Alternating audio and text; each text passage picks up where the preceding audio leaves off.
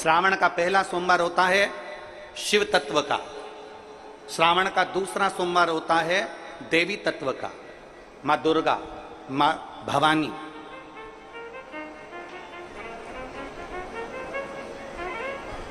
आप लोगों ने शिव पंचायत शिव महापुराण की कथा पहले बाची आप लोगों ने सुनी होगी। उसमें शिव पंचायत का वर्णन करा था। 5 देव,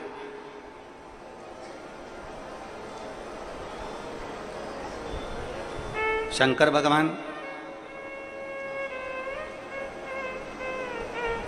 स्वयं पंचदेव में प्रथमता प्राप्त कर कर बैठते, मां दुर्गा, भगवान नारायण शिव पंचायत में, भगवान भास्कर देव और स्वयं भगवान शिव के सुंदर आनंद धारण करने वाले श्री गणेश पंच।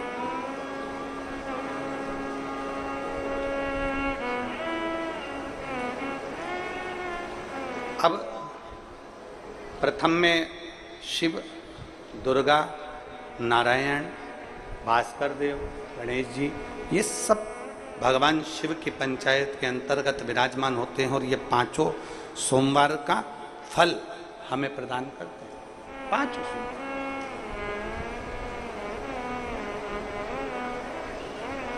एक सोमवार की महत्वता है, एक सोमवार का क्रम है।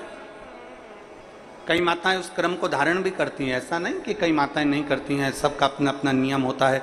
कोई शिव मंदिर में जाता है तो एक अक्षत, एक चावल का दाना शिव जी को समर्पित करता है, कोई मंदिर जाता है तो एक पुष्प शिव जी को समर्पित करता है, कोई मंदिर जाता है तो एक बेलपत्र शिव जी को समर्पित करता है, कोई मंदिर जाता है तो जल समर्पित करता है। सबका अपना अपना भाव है। जैसे तुम शिव को मना सकते हो, आप जितनी जितनी शिव भक्ति को धारण कर सकते हो सावन के महीने में उतना करो।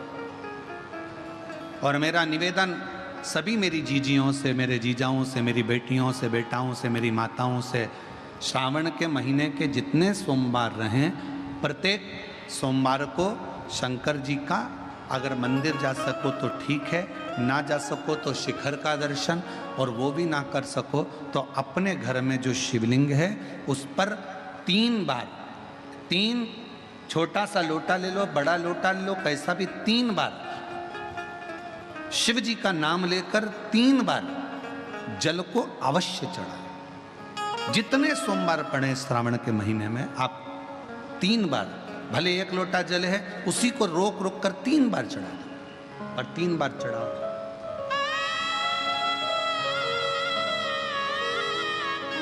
जैसे शिव मंदिर में 3 ताली का नियम है, सावन महीने में 3 लोटा अर्थात 2 लोटा जल पर रुककर 3 बार अगर जल चढ़ाया जाता है तो ब्रह्मा, विष्णु और महेश उस जल को स्वीकार कर कर तेरे घर का भंडार भर दे। 3 बार जल अवश्य। त्रिगुणाकार, त्रिनेत्रधारी, त्रिशूलधारी, त्रिपुंडधारी मेरे भगवान त्रिलोकी के नाथ के लिए सावन के महीने में 3 बार जल चढ़ाया हुआ हमारे को 3 लोक का राज्य प्रदान कर देता है। शिवलिंग में 5 जगह ऐसी होती है जहां पर अगर चंदन का लेपन कर दिया जाता है तो विपदा, बांधा, तकलीफें, कष्ट दूर होता चले। 5 स्थान बताए, उसको समझिए। शिवलिंग को अपन मान लो, इसको जलाधारी मानो जहां से जल बहता, ठीक है। ये गोल भाग जलाधारी जिस पर शिवपिंडी रखिए, यहीं पर अपन गणेश जी, कार्तिकेय का स्थान, बीच में अशोक सुंदरी का स्थान मानो। अब इसको समझिएगा। 5 स्थान बताए। पहला स्थान भगवान शंकर के पूरे शिवलिंग का मध्य भाग, ये पूरा जो शिवलिंग है शिव जी का, उस शिवलिंग का मध्य भाग प्रथम। द्वितीय है जहां पर गंगा का अविरल धारा निरंतर बह रही है, 2 स्थान गंगा की धारा का मूल बिंदु शिखा, पहला, दूसरा।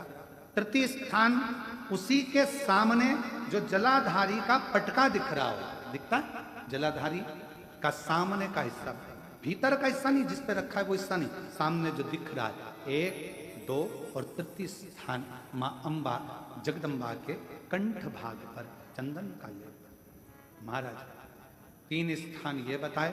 चौथा स्थान जहां से जल नीचे गिर रहा है, जल गिरने का जो स्थान छोटा सा एक भाग रहता है, वो जितनी जगह रहती है उसके मध्य भाग चतुर्थ स्थान। और 5वें नंबर का जो भाग बताया गया वो अशोक सुंदरी का स्थान।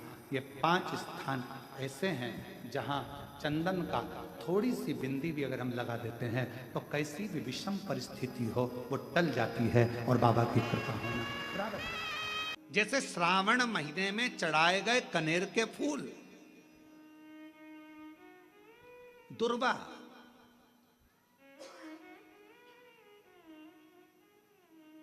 और हम सबसे कहेंगे, अब मान लो यदि कोई विशेष कोर्ट का केस चल रहा हो, कोई कोर्ट में कोई बातें चल रही हो, अदालत आदि में कोई कार्रवाई चल रही हो, कोई फाइल प्रशासनिक अधिकारियों के पास फंस गई हो और कुछ ना कुछ उसमें अपने को लगता है कि तकलीफ का प्रसंग है, तो हम कहेंगे शिव की आराधना करो, सत्यता पर जियो,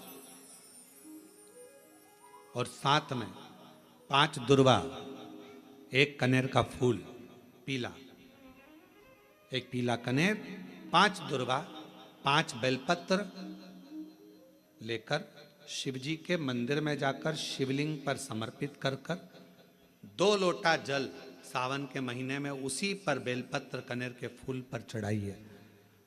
देवाधिदेव महादेव की कृपा होगी। ज़्यादा से ज़्यादा 6 महीना 7 महीना, इससे ज़्यादा निर्णय आप ही के पक्ष में आएगा और शिव की कृपा से।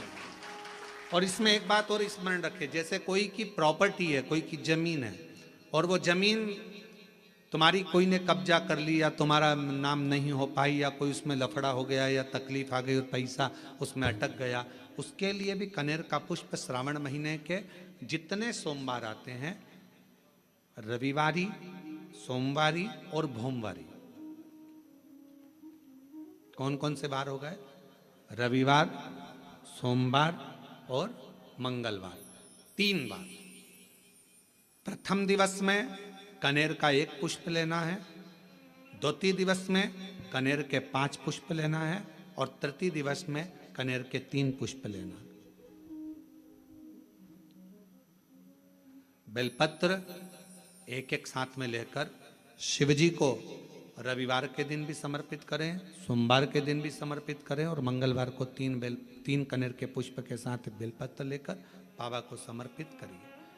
कितना भी अटकी हुई प्रॉपर्टी होगी, कह दिया उसने मैं तेरे नाम प्लाट नहीं कराऊंगा और पैसा लेकर बैठ गया, या पैसा नहीं दे रहा है, या किसी भी रूप में वो अटका हुआ है, अगर सावन के 4 सोमवार पढ़ें या 5 सोमवार पढ़ें, आपने ये प्रत्येक सावन के सोमवार के पहले, फिर से बोलो कौन सा बार?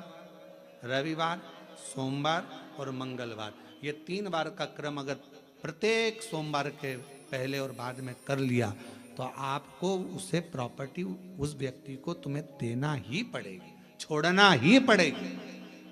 उसको खुद अपने आप में बेचैनी होने लगेगी, मुझे बुलाएगा, आपको जाना नहीं पड़ेगा, खुद बस फोन लगाया आपने, भैया हमारा करा दो, हमारा करा दो, 2 बार 3 बार अगर बोला, चौथी बार वो खुद बुलाएगा, बेचैनी बढ़ेगी। मेरा बाबा उसको खुद खल बुला देता। शिव शिव है, उसको कहते सत्यम शिवम सुंदर, शंकर शंकर, वो नित्य कृपा करने वाला, नित्य कृपा। और सावन का महीना 1 लोटा नहीं, कितना? 2 लोटा जल चढ़ा रहे हो सब लोग, बहुत जोरदार। तुम्हारे लोटे का ही तो असर है, जो कोरबा में इतना पानी गिर गया। आप में से कई माताएं ऐसी बैठी है जो सावन के सोमवार का व्रत करती है। कौन कौन ने करा था सावन के सोमवार का व्रत?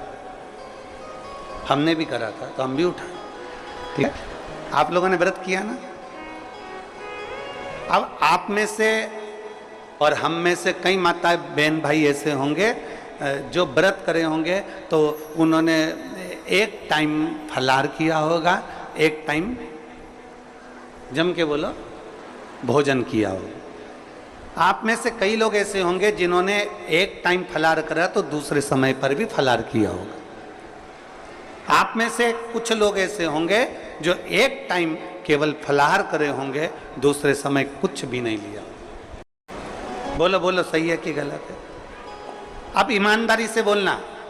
आप में से कई लोग ऐसे होंगे जिन्होंने दिन भर कुछ भी नहीं खाया होगा, केवल एक गिलास दूध, एक फल और बाबा का प्रसाद लेकर और व्रत कर लिया। अब आप में से कई लोग ऐसे भी होंगे जिन्होंने दोनों समय भोजन करा होगा और सुबह नाश्ता भी किया होगा, दिन में पानी पूरी भी खाई होगी, शाम को थोड़ा भगर भी, सब खाया। अब जरा बहुत गहन चिंतन वाला विषय है, जरा ध्यान दीजिएगा।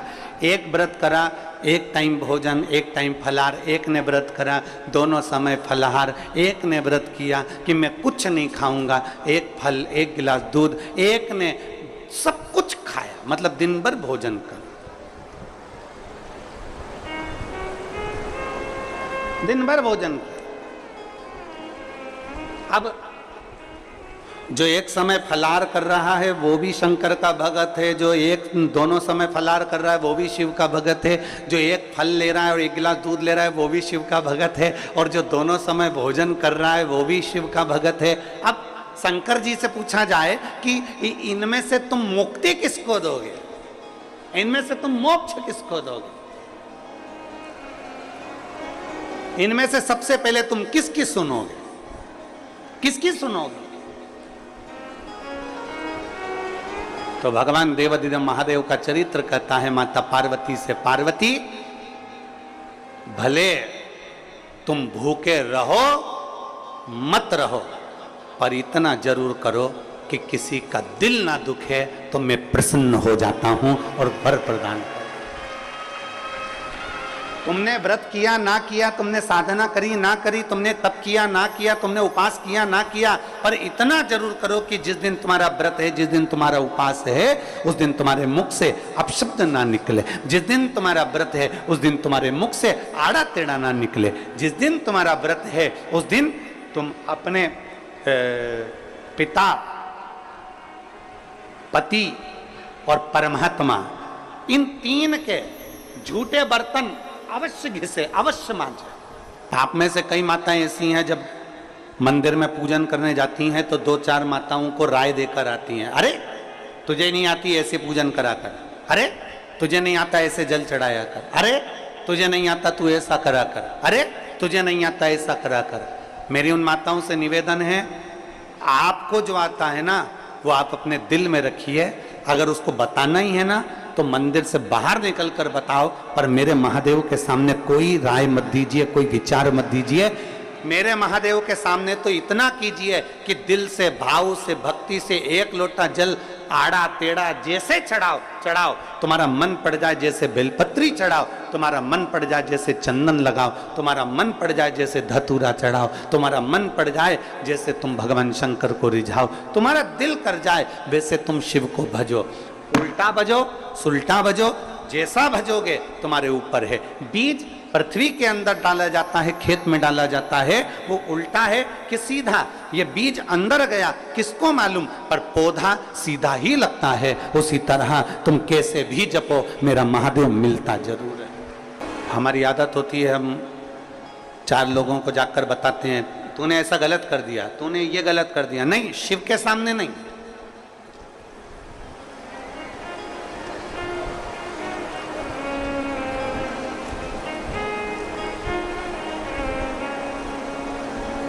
शिव के सम्मुख में नहीं। हम अगर देवाधिदेव महादेव को रिझा रहे हैं तो उसमें हमारे भाव यह होना चाहिए कि जैसे भी भजो शिव मिलेगा जरूर, भगवान शंकर जरूर प्राप्त हो। कितना सुंदर कहा है, सोमवार का व्रत है, पशुपतिनाथ का व्रत है, 16 सोमवार का व्रत है, संकट सोमवार का व्रत है, प्रदोष का व्रत है, शिवरात्रि का व्रत है। उस दिन बेलपत्र को, जिस दिन आपका व्रत होता है उस दिन बेलपत्र को नहीं तोड़ा जाता। कितना सुंदर वर्णन है, जरा सुनिएगा। शिव महापुराण का, लिंग पुराण का ये वर्णन, शिव पुराण का, स्कंद पुराण का ये वर्णन ध्यान रखना। जिस दिन आपका सोमवार का व्रत है उस दिन बेलपत्र नहीं तोड़ा जाता। जिस दिन आपका पशुपतिनाथ का व्रत है उस दिन आप बेलपत्र नहीं तोड़ोगे वृक्ष से। जिस दिन आपका प्रदोष का व्रत है उस दिन बेलपत्र नहीं तोड़ोगे। जिस दिन आपका 16 सोमवार का व्रत है उस दिन बेलपत्र नहीं तोड़ोगे। जिस दिन संकट सोमवार का व्रत है, शिवरात्रि का व्रत है, जिस दिन आप शंकर भगवान का तीज का व्रत, छठ का व्रत, भगवान शंकर का कोई भी व्रत अगर आप धारण करते हैं तो उस दिन बेलपत्र को व्रत करने वाले व्यक्ति को नहीं तोड़ना चाहिए। व्रत आज है तो बेलपत्र को एक दिन पहले तोड़कर रख लेना चाहिए। क्यों? ऐसा हमारा शास्त्र, हमारा विधान, हमारे पुराण, हमारे वेद क्यों वर्णन करते हैं? किस लिए वर्णन करते हैं? क्यों कहा गया कि प्रदोष के दिन, जिस दिन आपका व्रत है उस दिन आप कोई सा भी व्रत हो, आपका सोमवार का व्रत है, आपका शिव जी का अगर कोई व्रत कर रहे हो तो उस दिन आप भगवान शंकर को चढ़ाने के लिए बेलपत्र मत तोड़ो, एक दिन पहले तोड़ो। क्यों कहा गया? हमारे शास्त्र क्यों कहते हैं कि पशुपतिनाथ का व्रत कर रहे हो तो बेलपत्र को एक दिन पहले तोड़ना, सोमवार का व्रत कर रहे हो तो बेलपत्र को एक दिन पहले तोड़ना, प्रदोष का व्रत कर रहे हो तो एक दिन पहले बेलपत्र को तोड़ना। एक दिन पहले उस बेलपत्र को क्यों तोड़ा जाता है? जिस दिन हमारा व्रत रहता है उस दिन हम बेलपत्र क्यों नहीं तोड़ सकते? तो हमारा शास्त्र कहता है, शिव महापुराण वर्णन करती है कि जिस बेलपत्र की पूजन आप साल भर में अगर एक दिन भी आपने बेलपत्र को जल चढ़ाया है, एक दिन भी बेलपत्र को नमन करा है, एक दिन भी बेलपत्र के वृक्ष को यदि तुमने पूजा है, साल भर में एक दिन भी आपने अगर बेलपत्र की आराधना करी है, तो आप जब जब सोमवार का व्रत रखती हो, प्रदोष का व्रत रखते हो, आप जब जब शिवरात्रि का व्रत रखते हो, आप जब संकट सोमवार का व्रत रखते हो, पशुपति व्रत रखते हो, तो तुम्हारे उस व्रत को सफल बनाने के लिए बेलपत्र का वृक्ष भी तुम्हारे लिए व्रत रखता है, जिससे तुम्हें उस फल की प्राप्ति द्वारा होती है। और हम दोष दूसरे को देते हैं। पशुपति व्रत नहीं करा, पशुपति व्रत, और व्रत करने के बाद अगर फल नहीं मिला तो दोष दे दिया, भगवान तो हमारी सुनी नहीं रहा, भगवान तो हमसे रूठ कर बैठा है, ना जाने मैंने किसका बिगाड़ा कर दिया, कौन को ऐसा क्या कह दिया कि भगवान मेरा साथ ही नहीं दे रहा। नहीं, गलती हमारी, हमने जरूर पशुपति व्रत वाले दिन बेलपत्र को तोड़ लिया होगा, बच्चों से कहकर तोड़वा लिया होगा, और वो बेलपत्र लेकर हम शिव के पास गए होंगे। हमारी साधना में से एक अंश कम पड़ गया होगा। मैंने सोमवार का व्रत करा और बड़े प्रेम से संकट सोमवार 16 सोमवार करे, 16 सोमवार मैंने भूखे रहकर करे, जरा सा दूध लेकर, चूरमा लेकर, प्रसाद लेकर, बेलपत्री लेकर, एक मिश्री की डली लेकर मैंने संकट सोमवार 16 सोमवार करे। बाबा ने मेरी नहीं सुनी, उसमें गलती मेरी होगी। मैंने सोमवार के दिन शाम को 16 सोमवार की पूजन कर रही थी और सुबह बेलपत्र तोड़वा लिया, जरूर इसलिए बाबा ने मेरी एक आराधना में थोड़ी सी चूक रह गई। आप आए नहीं, सुबह हो गई, मेरी पूजा की थाली धरी की। क्यों आते नहीं? अपराध मेरा बताते नहीं, मेरी आराधना में कौन सी कमी रह गई? क्या कमी रह गई मेरी आराधना में? कौन सी भूल रह गई मेरी आराधना में? नहीं तो तू तो सुनने वाला, त्रिकालदर्शी, कैलाशी, अविनाशी, तेरा तो केवल नाम का स्मरण करने पर तू तार देता है। पशुपतिनाथ का व्रत किया हमने, 16 सोमवार करे, हमने सोमवार का व्रत करा, हमने प्रदोष करी, हमने बाबा की सोमवारी का व्रत करा। मेरा बाबा मेरा सुनता क्यों नहीं है? हम गलती कर दिए। हम जिस दिन हमारा व्रत था उस दिन हमने बेलपत्र को तोड़ लिया। क्यों? सोमवार, अष्टमी और ये अन्य जितनी तिथियां होती हैं, अमावस्या, पूर्णिमा, प्रदोष, चतुर्दशी, त्रयोदशी, ऐसा वर्णन उसमें आता है कि इन दिन बेलपत्र को नहीं तोड़ा जाता। अष्टमी, नवमी, ये तिथियां हैं, क्यों नहीं तोड़ा? किस लिए? क्या कारण है कि इन तिथियों पर बेलपत्र को नहीं तोड़ा जाता? तो कहा जब हम रोज बेलपत्र को जल चढ़ाते हैं, शंकर की आराधना करते हैं, तो बेलपत्र के वृक्ष के नीचे बैठकर देवता भी हमारे कल्याण की कामना करते हैं। श्रावण का पहला दिन एक बेलपत्र शिव को अपनी मनोकामना कर रोग धोग बीमारी तकलीफ कष्ट दूर करने के लिए शंकर के शिवलिंग पर अगर बन सके तो मंदिर में, आप लोग तो यहाँ हैं तो देवाधिदेव महादेव कंकर शंकर को चढ़ाओ, और अगर बेलपत्र नहीं हो तो बेलपत्र जो चढ़ी हुई हो उसी को धोकर वापस चढ़ाओ। श्रावण के महीने में किसी भी एक सोमवार को अगर व्यापार नहीं चल रहा है, नौकरी नहीं मिल रही है, तो कोई तकलीफ आ रही है, तो कोई कष्ट आ रहा है, कोई रोग बढ़ रहा है, डॉक्टर से ऐसा लग रहा है कि ये बड़ी बीमारी बताने वाला है, शरीर में कोई गांठ पड़ गई है और वो जांच के लिए गई है, तो बिल्कुल श्रावण के महीने में किसी भी एक सोमवार को गंगा जल लेकर जाइए शिव मंदिर में। शंकर जी के मंदिर में थोड़ा सा गंगा जल नंदी को समर्पित कर कर, थोड़ा अशोक सुंदरी को समर्पित कर कर, थोड़ा गणेश और कार्तिकेय को समर्पित कर कर, थोड़ा सा गंगा जल जया विषहारा शामरी बारी दौतली और देव को समर्पित कर कर, थोड़ा सा गंगा जल शिवलिंग पर समर्पित कर दो। उस गंगा जल को वापिस झेल कर लेकर आओ। 3 दिन तक लगातार उस गंगा जल को पीना प्रारंभ करो। उसके बाद जांच के लिए आप कहीं पर भी जाइए, बाबा कृपा जरूर करेगा, ये निश्चित। श्रावण के महीने में व्यक्ति जो भगवान शंकर को बेलपत्र जब समर्पित करता है और बीच की पत्ती पर चंदन लगाकर मध्यस्थ जोड़ पर शहद लगाकर शिव को जब समर्पित करता है, तो उसका भाग्य कितना भी विपरीत चल रहा हो, उसकी किस्मत की देखा कितनी भी विरोधी कितनी भी विपरीत चल रही हो, वो अपने आप से लट जाती है, अपने आप से लट जाती है। सावन के महीने के 5 सोमवार की महिमा क्या होती है, तो कहा अगर 5 सोमवार सावन के महीने में पड़ जाते हैं तो शिव पंचायत का पूरा पुण्य एक शंकर पर जल चढ़ाने से पूरा फल प्राप्त हो जाता है। शिव पंचायत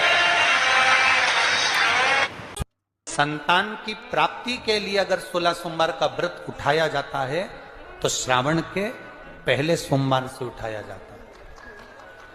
कब से उठाना चाहिए? श्रावण का पहला सोमवार। श्रावण के महीने में भी तो अपनी जिंदगी में एक नियम बना सकते हैं कि मैं श्री शिवाय नमस्तुभ्यम का जाप करूंगी। मेरी कॉलोनी में कोई शंकर जी का मंदिर है, हम 5-10 महिलाएं प्रत्येक सोमवार को 10 मिनट बैठेंगी। शाम के समय प्रदोष काल में 6 बजे 6:30 बजे बैठेंगे, 6:45 बजे 15 मिनट बाद उठ जाएंगे, श्री शिवाय नमस्तुभ्यम का जाप करेंगे, शंकर जी को भोग लगाएंगे। अगर एक हफ्ते में 5 सोमवार पड़ते हैं तो 5 महिलाएं अपना नियम बना ले कि आज का प्रसाद थोड़ा सा, कुछ भी शक्कर, खड़ी शक्कर, कुछ भी मैं लेके आऊंगी, माँ भोग लगाएंगे, अपन 5 मिलकर श्री शिवाय नमस्तुभ्यम जपेंगे, प्रसाद बांट देंगे, अपने घर चले जाएंगे। ज्यादा ढोंग प्रपंच नहीं, दिखावा नहीं, कोई एक नियम। हमारे नजदीक में शंकर जी का मंदिर है, हफ्ते में एक बार नियम बनाएंगे, उस मंदिर में सफाई करेंगे। हफ्ते में एक बार नियम बनाएंगे, अपने नजदीक के शंकर के मंदिर को साफ करेंगे, क्लीन करेंगे। एक नियम अपने अंदर बनाओ शिव के प्रति।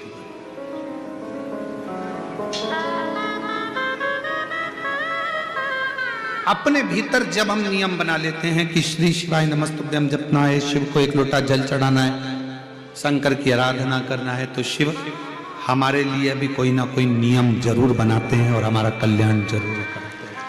एक नियम बना, इस कथा को सुना, तुम्हारे पति को फल प्राप्त हो।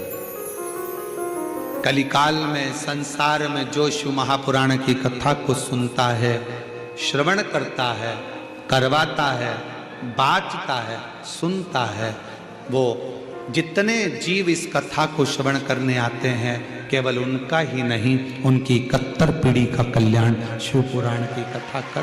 रोज पशुपतिनाथ का व्रत करते हो आप, 16 सोमवार का व्रत करते हो आप, संकट सोमवार का व्रत करते हो आप, शिवरात्रि का व्रत करते हो, सोमवार की अष्टमी का व्रत करते हो।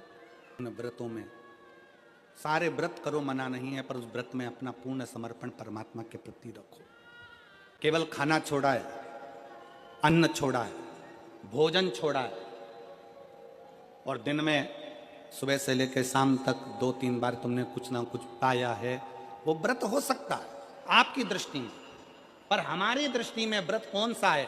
शिव महापुराण की कथा कहती है कि सुबेरे आपका व्रत चालू हुआ, दूसरे दिन ब्रह्म मुहूर्त तक जो आपका व्रत आपने रखा है, भगवान का जो व्रत कर रहे हो, उस व्रत में एक बात अपने अंदर उतार कर रखो कि इस दिन मैं अपने मोबाइल का त्याग करती हूँ, पूरे दिन मैं मैसेज नहीं पढ़ूंगी, मैं देखूंगी नहीं, मैं अपशब्द नहीं कहूंगी, मैं जानूंगी नहीं। दूसरा, आज के दिन मेरा व्रत है, आज 1 महीने में, 15 दिन में, 2 दिन में, 20 दिन में मैंने अगर किसी से भी अपशब्द कहा होगा, आड़ा टेढ़ा कहा होगा, तो सबसे पहले आज व्रत वाले दिन मैं उसको सॉरी कहूंगी, क्षमा मांगूंगी और अपने हृदय से लगाने का प्रयास करूंगी। व्रत है। व्रत का तीसरा अंश, आज मेरा व्रत है, मैं आज के दिन किसी को भी अपशब्द नहीं बोलूंगी, किसी के लिए आड़ा तड़ा नहीं बोलूंगा, आज जितना बन सकेगा मैं सात्विक जीवन जीऊंगा।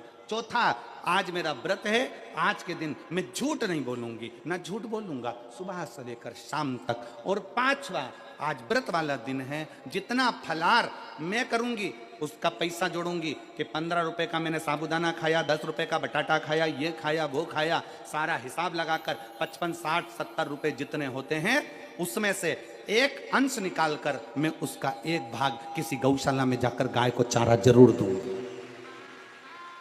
आपका व्रत, आपकी साधना, आपका तप, आपका बल, आप कैसा कर रहे हैं? केवल भूखे रहने पर भगवत पद की प्राप्ति नहीं होती। शिव महापुराण की कथा कहती है कि भूखे रहने से भगवान की प्राप्ति नहीं होती। शिव पुराण की कथा कहती है भगवान को पाने की भूख बढ़ाने से भगवान की प्राप्ति होती है। भीतर से परमात्मा को पाने की भूख बढ़ाइए, भगवान को पाने की भूख बढ़ाओ भीतर से।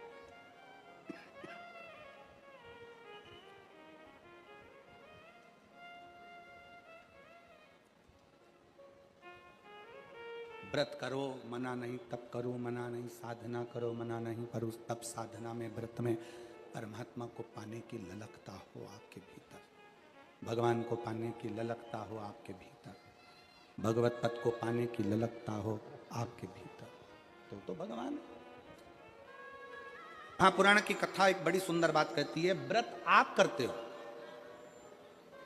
उपास आप करते हो, नियम आप लेते हो, पूरा किसको करना पड़ता है? तुम्हें नहीं। व्रत आप करते हो, उपास आप करते हो, नियम आप लेते हो और पूरा देवाधिदेव करते हैं, भगवान शंकर करते हैं। बस इतना जरूर याद रखें कि जैसे कुछ प्राप्त हो भी गया तो शिव को धन्यवाद देकर शंकर के दरवाजे पर जाते रहना, यह हमारा कर्तव्य है।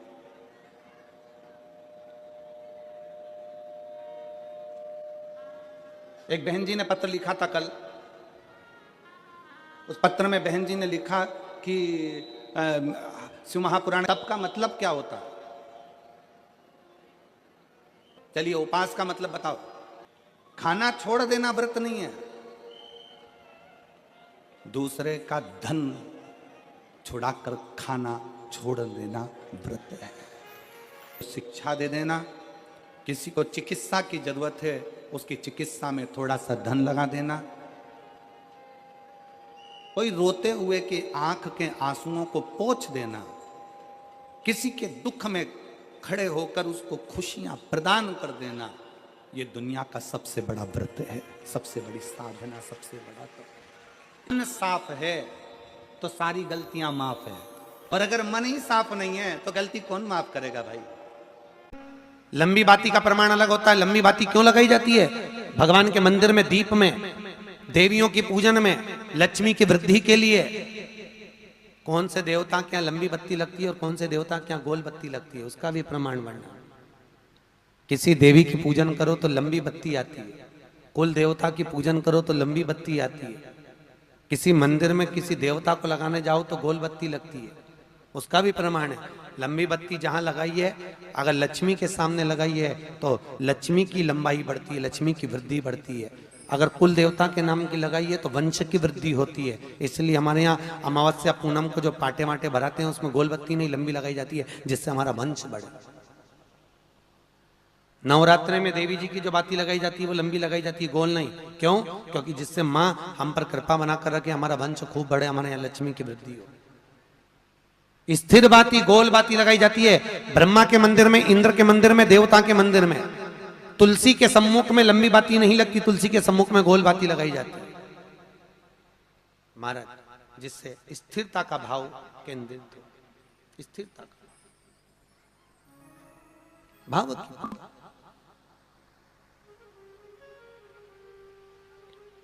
पीपल के वृक्ष के नीचे कभी लंबी बाती नहीं लगती, बड़ के पेड़ के नीचे कभी लंबी बाती नहीं लगती, आंवले के पेड़ के नीचे कभी गोल बाती नहीं लगती। आंवले के वृक्ष के नीचे लंबी बाती लगना चाहिए, धन की वृद्धि, सुख समृद्धि। तुलसी के पौधे के नीचे लंबी नहीं लगती, गोल बाती लगती। बातियों का भी प्रमाण।